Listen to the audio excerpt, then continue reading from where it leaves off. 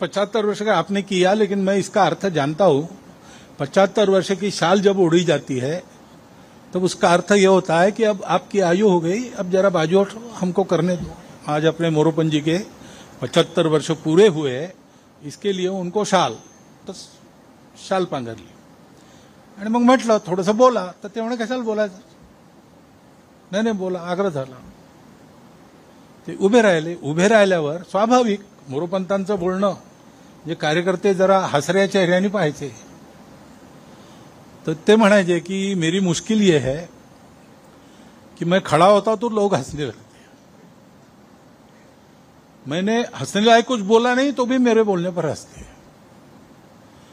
क्योंकि मुझे लगता है लोग मुझे गंभीरता से नहीं ले रहे। मग पुढे ते असं म्हणाले, त्यांचे शब्द आहेत बरं, म्हणून उच्चारतो मैं जब मर जाऊंगा तब भी पहले लोग पत्थर मार के देखेंगे कि सचमुच मर गया। मग ते असं म्हणाले, 75 वर्ष का आपने किया, लेकिन मैं इसका अर्थ जानता हूं। 75 वर्ष की शाल जब उड़ी जाती है तब उसका अर्थ यह होता है कि अब आपकी आयु हो गई, अब जरा बाजू हमको करने दो। म्हणजे त्यांच्या गौरवाकरता गौरवाचा भाव मनात घेऊन हे सगळं होतं, त्याच्यात तो गौरव आपल्याला चिकटू नये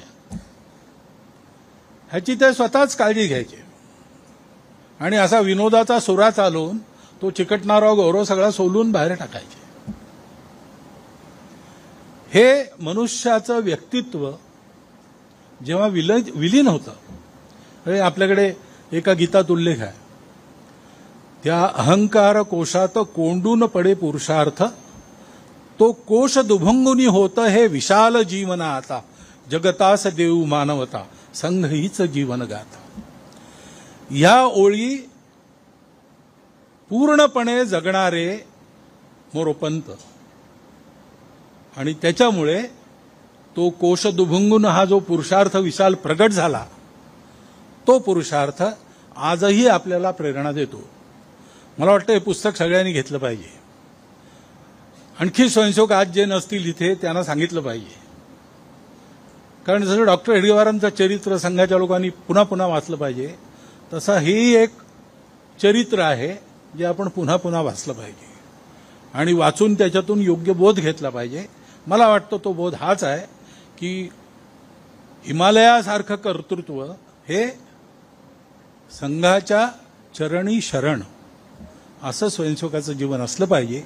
हा स्वयंसेवकाच्या जीवनाचा वस्तुपाठ आपण सगळ्यांनी या पुस्तकातून प्राप्त करावा आणि तुझे तेज अंगी शतांशाचं डॉक्टरांबरोबर म्हणतो तसं मोरोपंतांचंही काही शतांशांनी हे समर्पण आणि हे कर्तृत्व आपल्या वाट्याला आलं तर दाही दिशा उजळून टाकायची आपली जी मनीषा आहे ती मनीषा लवकरात लवकर पूर्ण होईल। म्हणून हा लाभ सगळ्यांना घडावा अशी शुभेच्छा आपणा सर्वांना देतो आणि माझे 4 शब्द